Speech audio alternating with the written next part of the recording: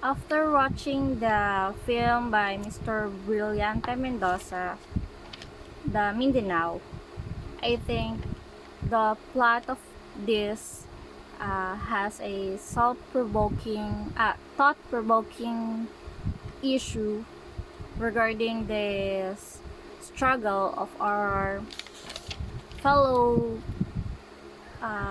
citizen who lives in Mindanao, who are the Muslim community.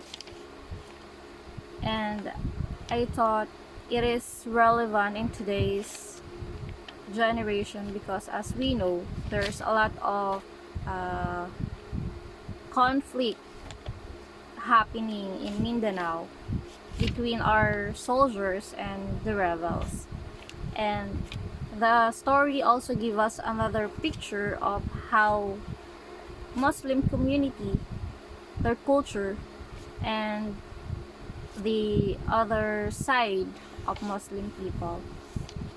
And regarding the story, regarding the location they use, I think it's beautiful, the scenery, but I don't think that the essence of Mindanao itself really captured in the story. Because as we know, Mindanao is a multicultural, diverse region with various ethnic groups, which in the film doesn't show that much.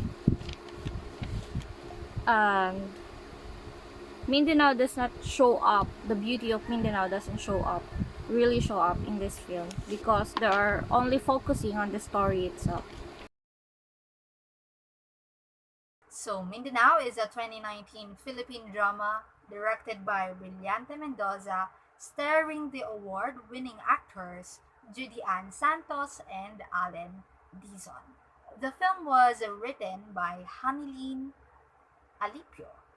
It tells about the story of a Muslim mother named Saima Datupalo, which was portrayed by Judy Santos as she takes care of her daughter who's battling cancer, while his husband, which was acted by Alan Dizon, was in an offensive operation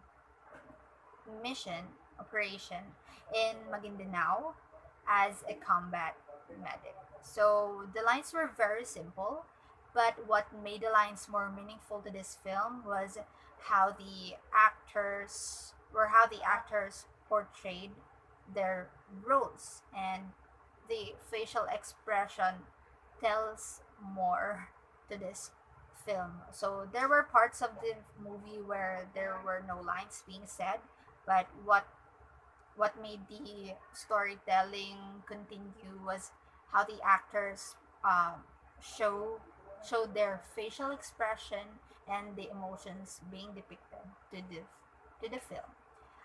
For me, the actors really done their part very well. They portrayed their roles very well, and the actors did not overdo the acting, and they acted as if it happened to them in the real life. Talk about the camera shots in the movie Mindanao. The five basic shot types are seen there. First is the extreme long shots.